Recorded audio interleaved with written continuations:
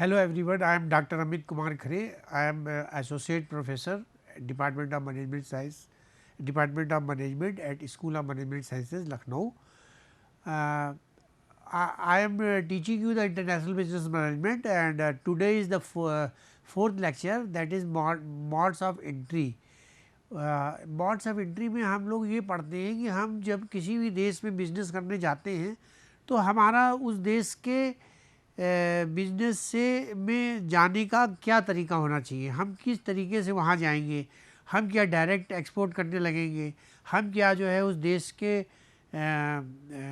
Foreign policy makers से बात करेंगे या हम उस देश में किसी कंपनी से मिल के काम करेंगे। हम जब ये काम करने लगते हैं तो हमको बहुत सोच समझ के बहुत ही सावधानी पूर्वक उस रिस्क को देखते हुए अलग अलग मोड्स में जाना पड़ता है और वो अलग अलग कंट्री पे उसका वो अप्लाई करता है और वो mode of entry one by one हम आपको इस पूरे लेक्चर में बताएंगे और ये बात को समझाएंगे कि हम किस तरीके से रिस्क फ्री हो सकते हैं अगर हम किसी देश के बिजनेस में अपनी कंपनी के प्रोडक्ट को ले जाके मार्केट करते हैं। तो जो हमारे उसके प्रकार हैं, जिस प्रकार से मैं वहाँ हम जाके वहाँ पे बिजनेस करेंगे उन्हीं को हम मोड ऑफ एंट्री कहते हैं। वो तरीके हैं, वो रूट हैं, वो हमारे रास्ते हैं वहाँ पहुँचने के और अपने बिजनेस को आगे बढ़ाने के। International business mode of entry में हम एक्सपोर्ट करते हैं, किसको? Country to country, company to company, organisation to organisation. ठीक है। अब अगर हम एक्सपोर्ट कर रहे हैं तो हमें ये मालूम होना चाहिए अच्छी तरीके से कि उस देश की जो इकोनॉमिक पॉलिसीज़ हैं वो as per the rule, as per the regulations of World Trade Organization के मुताबिक हैं। अगर हम ये एक्सपोर्ट इंपोर्ट को अच्छी तरीके से पहले से जान के और उस तरीके को, उस कंट्री के तरीक़ों को समझ के जाते हैं तो हमारे लिए वो बहुत कारगर होता है इंटरनेशनल बिजनेस। और इसमें हम दूसरी तरीका है हमारा डायरेक्ट एक्सपोर्ट। हम direct export company to company कर सकते हैं या कंट्री टू कंट्री भी कर सकते हैं। It depends on the product range, कैसा प्रोडक्ट है, कौन सी कंपनी है, किस कंपनी को क्या प्रोडक्ट चाहिए और कहाँ पे वो जाके आपके लिए वो चीज़ों को प्रमोट करेगा या उस प्रोडक्ट को अपनी कंट्री में बेचेगा। इनडायरेक्ट एक्सपोर्ट हम कैसे कर सकते हैं? इनडायरेक्ट एक्सपोर्ट हम डिस्ट्रीब्यूटर बना सकते हैं, हम अपनी कंट्री में भी डिस्ट्रीब्यूटर बना सकते हैं जिसका कि उस कंट्री के डिस्ट्रीब्यूटर या कंपनी से कोलैबोरेशन है, तो हम इनडायरेक्ट एक्सपोर्ट भी कर सकते हैं। लाइसेंसिंग कर सकते हैं।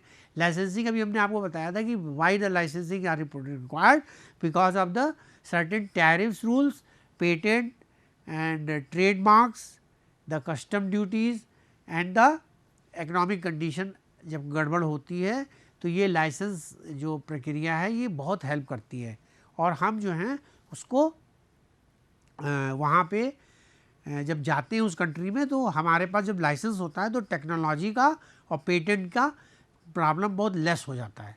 और ऐसे ही हम जब फ्रेंचाइजी खोलते हैं तो फ्रेंचाइजी के लिए हमको local businessman, local distributor, exporter, company सब की हेल्प लेनी पड़ेगी, तभी हम वहाँ पे अपनी फ्रेंचाइजी कर सकते हैं। लेकिन उसके लिए फिर हमें देखना पड़ेगा कि उस कंट्री की इकोनॉमिक कंडीशन क्या है। अगर वो कंट्री अच्छे से नहीं कर सकती है तो हम दूसरी कंट्री से उसको एक्सपोर्ट कर देंगे जो उसके बिल्कुल नियर बाई होगी। और टर्नकी प्रोजेक्ट जो होता है वो हम तब करते हैं, टर्नकी प्रोजेक्ट, जब हमें कॉन्ट्रैक्टर की ज़रूरत होती है और ये ज़्यादातर कंस्ट्रक्शन कंपनीज में काम आता है। जैसे आपको पुल बनाना है रेलवे का और बहुत बड़ा सा जो है वो आपको वो पुल बनाना है, ब्रिज बनाना है जिससे कि आपकी ट्रैफिक प्रॉब्लम कम हो जाए, तो हम जो है वो प्रोजेक्ट्स को फॉरेन कंट्रीज़ में कॉन्ट्रैक्टर को दे देते हैं और वो कॉन्ट्रैक्टर उस टर्नकी प्रोजेक्ट को पूरा करता है। जॉइंट वेंचर में क्या होता है कि हमारा और उस कंपनी का दोनों का बराबर की जिम्मेदारी हो जाती है। क्या कि हम जो हैं वो बिजनेस करने जा रहे हैं तो दोनों का उसमें इंटरेस्ट जो है वो फुलफिल होना चाहिए। अगर ऐसा नहीं हो रहा है तो इंटरनेशनल बिजनेस में प्रॉब्लम आती है। लेकिन 90% लोग पहले से ही जॉइंट वेंचर को रूल्स एंड रेगुलेशंस को मैसअप करके और फिर उस इंटरनेशनल मार्केट में एंट्री मारते हैं। तो हमारी जो पहली एंट्री का तरीका है वो क्या है, exporting, direct export to the direct company, direct indirect export. Indirect export में हम क्या करते हैं, हम उस कंट्री के किसी भी डिस्ट्रीब्यूटर, एजेंट या कंपनी से ही अपने डिस्ट्रीब्यूटर, एजेंट या कंपनी से बात करके ही जो है एक्सपोर्ट करते हैं। फिर हम लाइसेंस ले लेते हैं, हम उस कंट्री का लाइसेंस ले लेंगे तो हम होलसेल इंचार्ज हो गए कि हम उस पर्टिकुलर प्रोडक्ट का एक्सपोर्ट यहाँ से करेंगे। ऐसे ही हम अपना देश की, अपनी कंट्री की, अपनी कंपनी की फ्रेंचाइजी वहाँ खोलेंगे और उस फ्रेंचाइजी के थ्रू हम काम करेंगे। जब ये पूरा प्रोजेक्ट हमारा हो जाता है तो हमारे लिए फ्रेंचाइजी में काम करना बहुत आसान होता है। टर्नकी प्रोजेक्ट जो होते हैं वो प्रोजेक्ट्स हमेशा कंस्ट्रक्शन में इस्तेमाल होते हैं। जॉइंट वेंचर में हमें म्यूचुअल अंडरस्टैंडिंग लेके चलनी पड़ेगी। और एक्सपोर्ट मर्चेंट जो होते हैं वो एक्सक्लूसिवली आपके देश में भी हो सकते हैं, उनके कंट्री में भी हो सकते हैं। वो दोनों ही मर्चेंट भी हो सकते हैं और दोनों ही जो है दो देश के नागरिक होते हुए भी बिजनेस आपके लिए कर सकते हैं। डायरेक्ट एक्सपोर्ट में हम वन बाय वन आपको एक्सप्लेन करेंगे बॉन्ड ऑफ एंट्री को। Direct exporting is the sale by an exporter directly to an importer located in another country without using another person or organization to make arrangement for them. The exporter will be responsible for handling the market research, logistic of shipments, foreign distribution and collecting the payment. Direct exporting always involves an organization selling goods directly to a customer in an international market. The organization can sell to a wide range of customers, some of whom act as intermediaries in the target market. तो हमें क्या करना है कि हम direct customer भी ढूंढ रहे हैं, कस्टमर भी कंपनी जिसको हम एक्सपोर्ट कर रहे हैं, और हम इंटरमीडियरी भी लेके चलते हैं और ऑर्गेनाइजेशन को इन्वॉल्व करते हैं जिससे कि हमारा जो प्रोडक्ट है वो इंटरनेशनल मार्केट में आराम से प्लेस हो सके। लेकिन इसमें जो हैंडलिंग होती है वो बहुत रिस्की होती है और उसमें लॉजिस्टिक इन्वॉल्व है, उसमें शिपमेंट इन्वॉल्व है, उसमें कस्टम रूल्स इन्वॉल्व हैं, उसमें टैरिफ्स इन्वॉल्व हैं और उसमें कलेक्शन ऑफ पेमेंट इन्वॉल्व है। सो अभी हम जब डिटेल में पढ़ेंगे तो बताएंगे कि कलेक्शन ऑफ पेमेंट कैसे करते हैं, how we will collect the payment, how that particular party और third party will pay me the pay to my company. So direct exporting is the sale by an exporter directly to an importer located in another country without using another person or organization to make arrangement for them. Indirect export क्या होता है? Indirect export जो होता है वो हम selling to an intermediary. Intermediary क्या होता है? इंटरमीडियरी जो होता है वो बिचौलिया है जो आपके लिए वहाँ बैठ के काम कर रहा है. Who in turn sell your products either directly to the customer or to importing for the wholesaler. तो वो, और कभी कभी ऐसा भी होता है कि आपके जो वहाँ के डिस्ट्रीब्यूटर, होलसेलर और एजेंट हैं वो डायरेक्टली आपसे इंपोर्ट कर लेते हैं मटेरियल को और उन्हीं के पास राइट्स होता है कि वो उसको अपनी मार्केट में प्लेस करेंगे और प्लेस करके उसका रेवेन्यू उठाएंगे और उसको प्रमोट करेंगे. बट आपको डायरेक्टली ही उस मार्केट में जाना है. आपको वो रूल तोड़ना नहीं है। अगर आपने वो रूल तोड़ा तो there are so many rules and regulations, where there are so many organizations which are indirectly involved to contain the two parties to stick on the particular rule. तो हम indirect exporting means selling to an intermediary who in turn sell your product either directly to the customer or to importing wholesaler. The easiest method of indirect exporting is to sell and intermediary in your own country. आपके देश में ही बैठा है बंदा, उसको आप जो है मटेरियल दे देते हैं, वो आपके लिए एक्सपोर्ट कर देता है। Indirect exporting involves an organisation sales to an intermediary in its own country, ठीक है।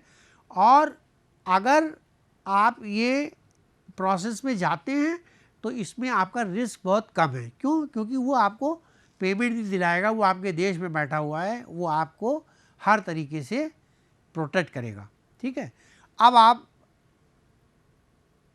इंटरमीडियरी को समझ लीजिए कि this intermediary then sell the good to the international market. अब वो जो बिचौलिया है वो आपके प्रोडक्ट को ले जाके आपके इंटरनेशनल मार्केट में बेचता है। Indirect exporting means what? It is a selling to an intermediary. मतलब आप अभी देश के बाहर नहीं गए हैं, आपने अपने देश में ही उस एजेंट को अपना मटेरियल को बेच दिया है, ठीक है। Who in turn sell your product either directly, उस देश के कस्टमर को बेच रहा है, और टू इम्पोर्टिंग होलसेलर्स, वहाँ के भी बिचौलिए होते हैं, तो वो या तो खरीद रहे हैं या आप उनको बेच रहे हैं। तो दोनों में कस्टमर क्या है, कंपनी भी हो सकती है, और कस्टमर जो है वो डायरेक्ट होलसेलर भी हो सकता है। The easiest way of indirect exporting is to sell an intermediary in your own country.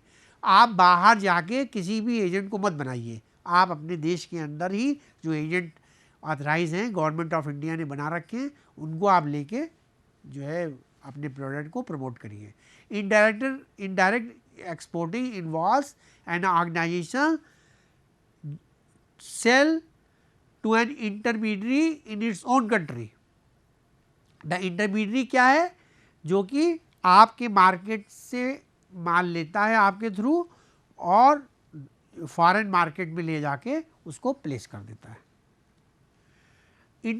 Entry through licensing, अभी हम लोगों ने लास्ट लेक्चर में सुना था कि एंट्री थ्रू लाइसेंसिंग, लाइसेंस हम जब बनवाते हैं या हम लाइसेंस के लिए जब जाते हैं, जब हमको ये अच्छी तरह मालूम होता है कि यहाँ पे पेटेंट लॉ हैं, उनके अपने अधिकार हैं उस प्रोडक्ट के लिए, उनकी अपनी टैरिफ्स हैं स्पेशल, उनके अपने कस्टम ड्यूटीज़ हैं, उनके शिपमेंट रूल्स हैं, उनके लॉजिस्टिक रूल्स हैं, और उनके अपने कंज्यूमर प्रोटेक्शन लॉज हैं।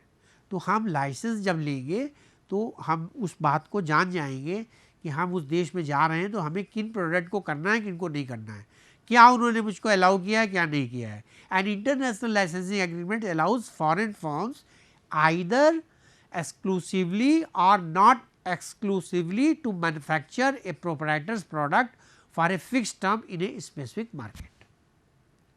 यहाँ पे ये पॉइंट समझने की जरूरत है। A licensor in the home country makes limited rights.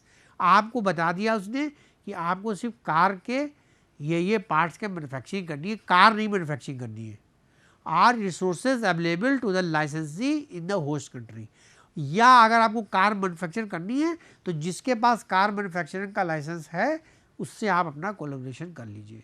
Mode of entry, the transference of knowledge between the parental company and the licensee is strongly present.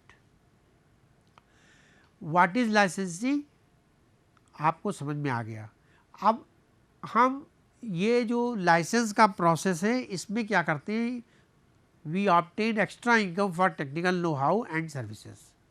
अगर हमारे देश में वो टेक्नोलॉजी है और हम किसी को दे रहे हैं कि वो उसका इस्तेमाल करे, तो हम उससे टैरिफ लगा के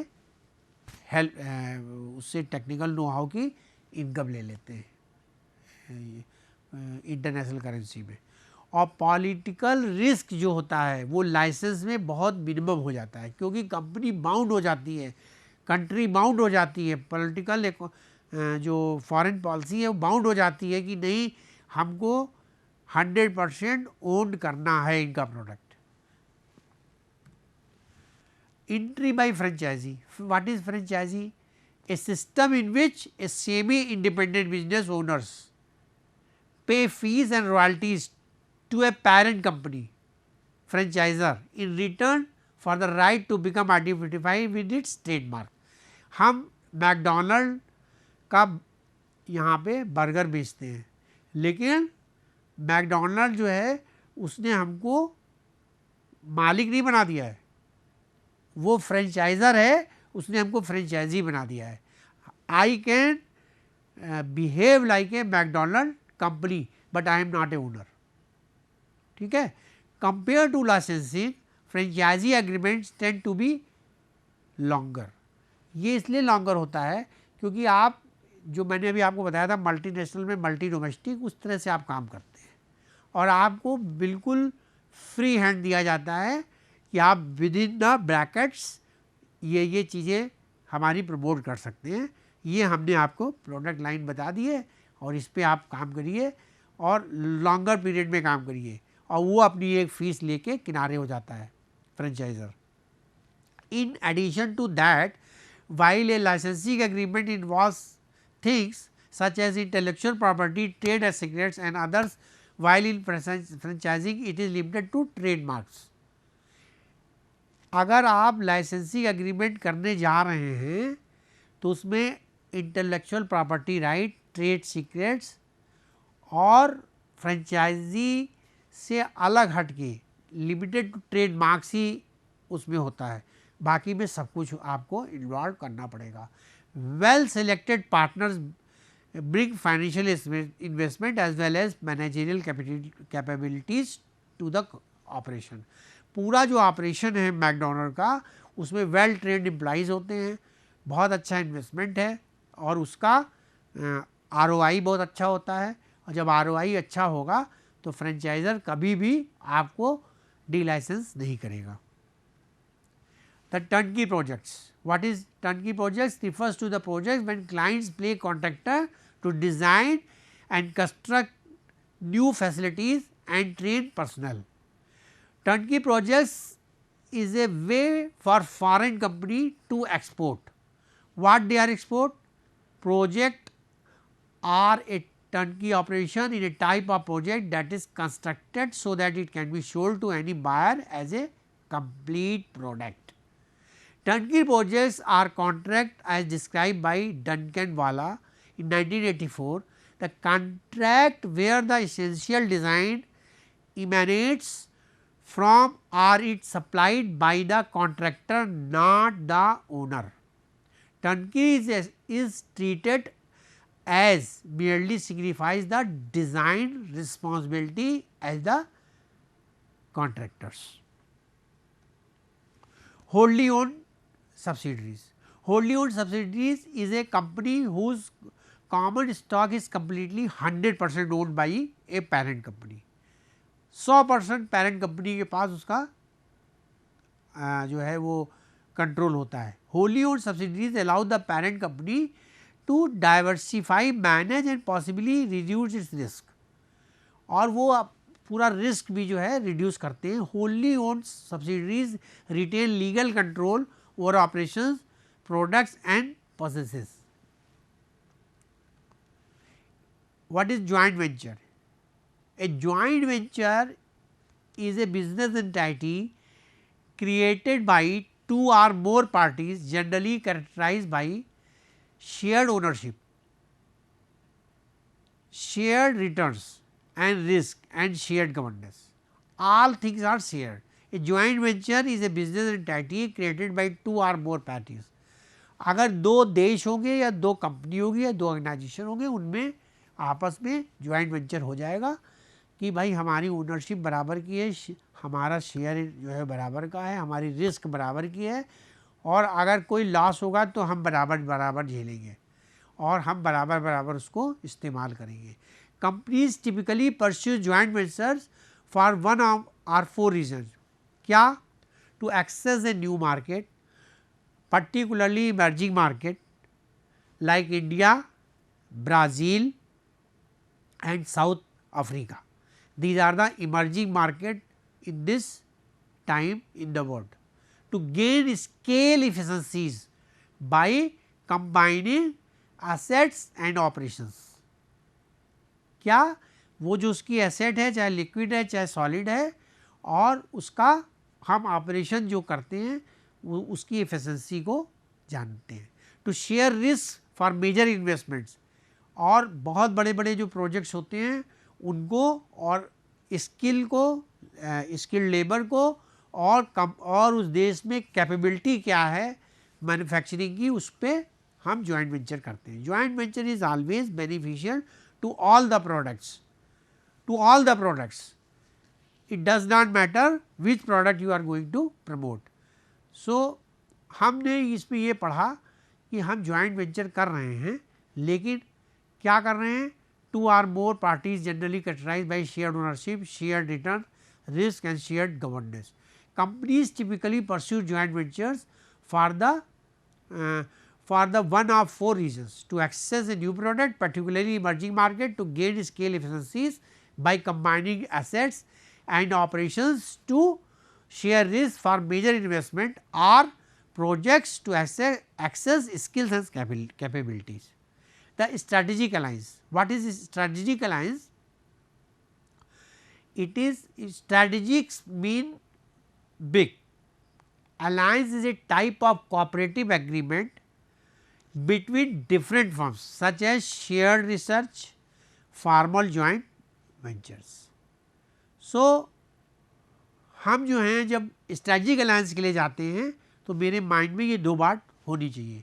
the modern form of strategic alliance is becoming increasingly popular.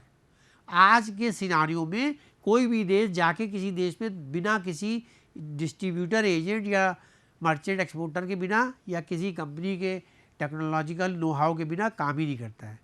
And has 3 distinguished characters. They are frequently between firms and industrialised nations. आपका जो फर्म है और इंडस्ट्रियलाइजेशन है, इंडस्ट्रियलाइजेशन, उसमें ये प्रैक्टिस फ्रिक्वेंटली होती है. The focus is often on creating new product. हम हमेशा बायर प्रेफरेंस में काम करते हैं, हम हमेशा बायर के लिए ही जाते हैं, हम हमेशा बायर को ही भगवान मानते हैं. तो हमें बायर के हिसाब से नया प्रोडक्ट बनाते रहना है, उसकी प्रेफरेंस को देखते रहना है. Technology rather than distributing existing. हम टेक्नोलॉजी को अपग्रेड करते जाएंगे, उस प्रोडक्ट को टेक्नोलॉजिकल अपग्रेड करेंगे. They are often only created for short term addition duration, non equity based agreement in which companies are separated and are independent.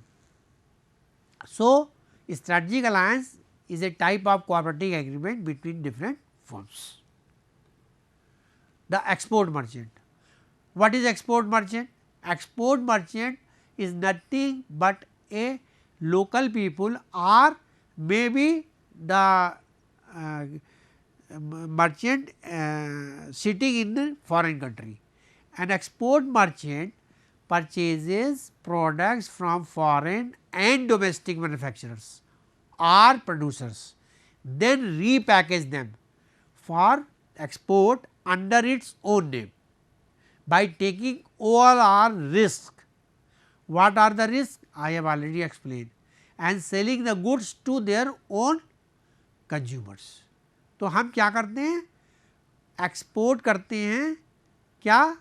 Product को export merchant के through. On export of goods a copy of shipping bill of exporting along with the proof of export report shall be filled with the registered supplier as well as its jurisdictional tax officer. What is tax officer? Here the tax officer is custom duty or tariffs. So हमारा जो exporter है वो क्या करता है? हम export करते हैं, एक्सपोर्ट मर्चेंट के थ्रू वो परचेज करता है प्रोडक्ट विदेश से या अपने यहाँ के मैन्युफैक्चरर से, और उसको फिर से वो रीपैकेज करके एक्सपोर्ट कर देता है अपने नाम से। क्यों? क्योंकि वो उसका पूरा रिस्क लेता है प्रोडक्ट को बेचने का, to his own country, to his own consumer और consumer available in the world market. On export of goods a copy of shipping bill, ये जो शिपिंग बिल है और बिल ऑफ एक्सपोर्ट है, ये हम प्रूफ की तरह फिल करवाते हैं सप्लायर से, और सप्लायर कौन है? जो एक्सपोर्ट कर रहा है। ठीक है। मर्चेंट, और इसमें सारी गवर्नमेंट एजेंसीज इन्वॉल्व होती हैं, कहीं भी किसी भी प्रकार की बैरियर नहीं होता है, सारा काम as per the custom rule होता है of that country, and they always involve the merchant chambers of commerce and industry. So merchant exporters procure the material from a manufacturer and exporter in his firm's name. अपने देश में अपने यहाँ मंगाता है अपने नाम से, और अपने ही नाम से उसको प्रमोट करके बेचता है। Merchant exporter procures the order from international market, और वो एक्सपोर्ट मर्चेंट जो होगा वो हमेशा इंटरनेशनल मार्केट से उस मटेरियल को उठाएगा और इंटरनेशनल मार्केट में ही उसकी खपत करा देगा। So merchant exporter does not have an own manufacturing unit or processing factory. ये एक क्वाइट अंडरस्टैंडेबल बात है कि हम मर्चेंट एक्सपोर्टर हैं तो हम मैन्युफैक्चरर हो ही नहीं सकते। क्यों? क्योंकि हमको लाइसेंस ही मिला है कि हम किसी मैन्युफैक्चरर से माल को उठाएंगे और उस कंट्री में ले जाके बेचेंगे जहाँ की वो प्रोडक्ट आराम से बिक सकता है, या बायर प्रेफरेंसेस उस देश के कस्टमर में ज़्यादा है। तो हमने क्या पढ़ा? हमने ये पढ़ा कि हम एक्सपोर्ट मर्चेंट हैं तो फॉरेन में भी हैं, डोमेस्टिक में भी हैं। हम मैन्युफैक्चरर से माल लेते हैं या हम एक्सपोर्टर से भी माल ले सकते हैं, लेकिन हम क्या करते हैं, हम उसको रीपैकेज करेंगे और अपने नाम से ही उसको दूसरी कंट्री में बेचेंगे। ठीक है। और उस प्रोसेस में पूरा का पूरा रिस्क उसी एक्सपोर्ट मर्चेंट का होता है, चाहे वो मटेरियल लॉस हो, चाहे वो डिज़ास्टर प्रॉब्लम हो जाए कोई बहुत बड़ी, चाहे वो वार हो जाए, चाहे किसी भी प्रकार की प्रॉब्लम होगी। तो it is a duty of that export merchant to sell that product in, अगर उसके देश में प्रॉब्लम हो गई है तो वो दूसरे देश में भी उसको बेच सकता है, प्रोवाइडेड कि उस देश का लाइसेंस उसके पास हो। तो हमने ये टोटल मोड ऑफ एंट्री को पढ़ लिया, और पढ़ने के बाद ये जान लिया कि हम किस किस तरीके से पूरे विश्व में बिजनेस कर सकते हैं। Thank you very much.